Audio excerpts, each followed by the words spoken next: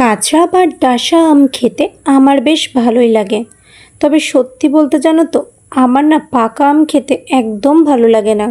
তাই আমি আজকে বানিয়ে নিয়েছিলাম এই একটা রেসিপি, কিন্তু আশা করিনি এত ভালো খেতে হবে। আমার তো জাস্ট দুর্দান্ত লেগেছে এই রেসিপিটা। তোমাদেরও যদি পাকা আম খেতে ভালো না লাগে তাহলে অবশ্যই পাকা আম দিয়ে বানিয়ে নাও এইরকম একটা রেসিপি। আশা করছি তোমাদেরও খুব ভালো লাগবে। তো আজকে আমি বানাচ্ছি পাকা আম দিয়ে গোলা রুটি বা পাকা আমের প্যানকেক। এই রেসিপিটা বানানোর জন্য আমাদের প্রথমেই যে উপকরণটা লাগবে সেটা হচ্ছে মূল উপকরণ বলতে পারো পাকা আম। আমি দেখো এখানে একটা ভালো দেখে পাকা আম নিয়ে নিয়েছি। তারপর সেটাকে খুব ভালোভাবে ধুয়ে তারপর সেটার মাথাটা কেটে নিচ্ছি এবং খোসাটা ছাড়িয়ে নেব। তারপরে আমটাকে টুকরো টুকরো করে নিয়ে মিক্সিং জারে দেবো পেস্ট করার জন্য। মিক্সিং জারে এবার আমরা দিয়েছি দেখো পাকা টুকরো করা আম, তার সাথে দিয়েছি পরিমাণ মতো চিনি।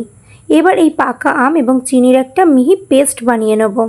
এবার একটা পাত্রে আমরা নিয়ে নিয়েছি ওই 2 কাপ পরিমাণ ময়দা, 8খানা মতো গোলা রুটি বা প্যানকেক বানানোর জন্য। এবার এই ময়দার মধ্যে মেশাবো আমরা আগে থেকে পেস্ট করে রাখা চিনি এবং পাকা আমের মিশ্রণটা। আমি এখানে সুজি অ্যাড করিনি, তোমরা চাইলে অবশ্যই চালের গুঁড়ো এবং সুজি ময়দার সঙ্গে অ্যাড করতে পারো।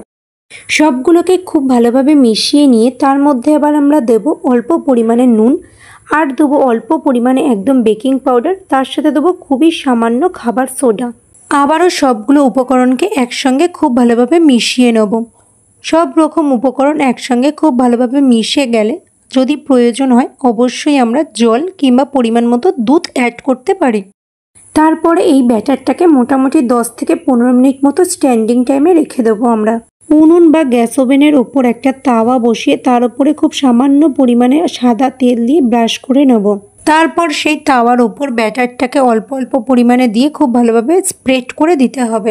তারপরে একদম গ্যাসের জোর আস্তে করে দিয়ে ঢাকা দিয়ে 1 থেকে 2 মিনিট করে এক এক পিঠ ভেজে নেবো আমরা।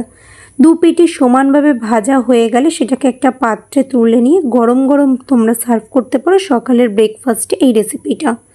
তোমাদের আশা করছি খুব ভালো লাগবে। অবশ্যই খেয়ে আমাকে কমেন্টে জানিও যে তোমাদের কেমন লাগলো এই গোলা রুটি বা প্যানকেকের টেস্ট।